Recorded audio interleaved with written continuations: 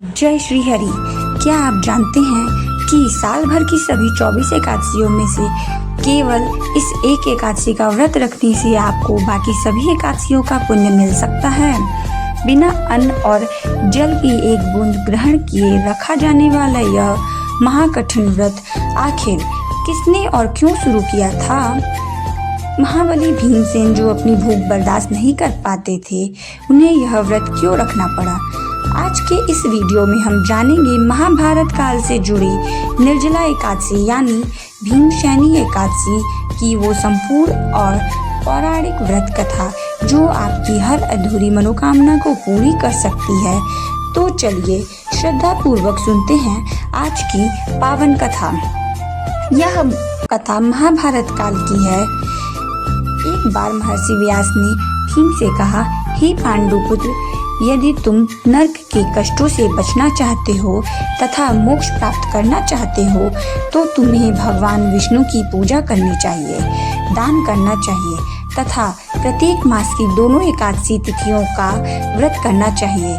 यह सुनकर, नरक का उल्लेख सुनकर भयभीत भीमसेन ने व्यास से कहा, हे पितामह, मेरे भाई युधिष्ठिर, माता कुंती, द्रौपदी, अर्जुन और नकुल और सहदेव सभी एक ही दशा का व्रत करते हैं। मैं भी पूजा और दान कर सकता हूँ, लेकिन समस्या यह है कि लंबे समय तक भोजन के बिना नहीं रह सकता, क्योंकि मेरे पेट में चूक अग्नि है जिससे एक बार भोजन करना भी कठिन है। अतः हे पितामह, यदि कोई ऐसा व्रत हो जो वर्ष में केवल एक बार ही करना पड़े तथा उससे स्वर्ग का पुण्य प्राप्त हो तो मैं वह व्रत अवश्य करूँगा।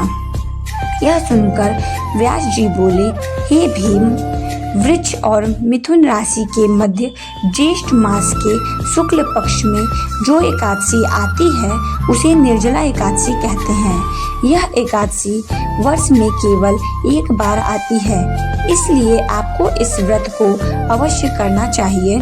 इस व्रत के दौरान स्नान और आचमन शुद्धिकरण के लिए पानी पीना के अलावा पानी का उपयोग करना भी वर्जित है। आचमन के दौरान भी सुनिश्चित करें कि पानी की 6 बूंदों से अधिक न हो, अन्यथा यह शराब पीने के बराबर माना जाता है।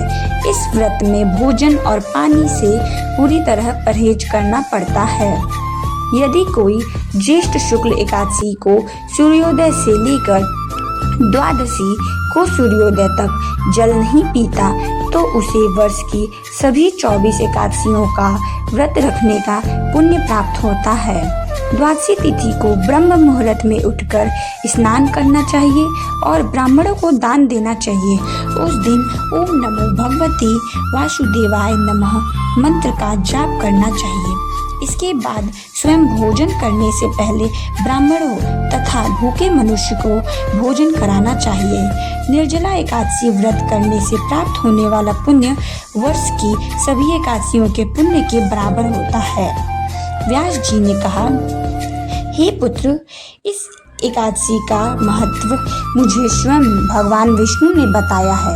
इस दिन भगवान विष्णु की सच्ची भक्ति से प्राप्त होने वाला पुण्य सभी तिथि और दान से बढ़कर होता है। जो व्यक्ति एक दिन बिना पानी के रहता है वह जन्मों के पापों से मुक्त हो जाता है। जो लोग निर्जला एकादशी का व्रत करते हैं उन्हें मृत्यु के समय यमदूतों की यातना नहीं सहनी पड़ती, बल्कि भगवान के दूत उन्हें दिव्य वाहन में बैठाकर स्वर्ग ले जाते हैं।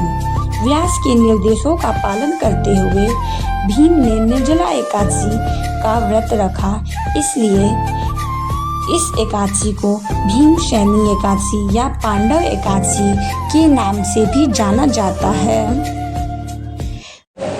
जो भी व्यक्ति इस पवित्र व्रत की कथा को सुनता है या पढ़ता है उसे जीवन में सुख समृद्धि और अंत में भगवान विष्णु के परम धाम वैकुंठ की प्राप्ति होती है।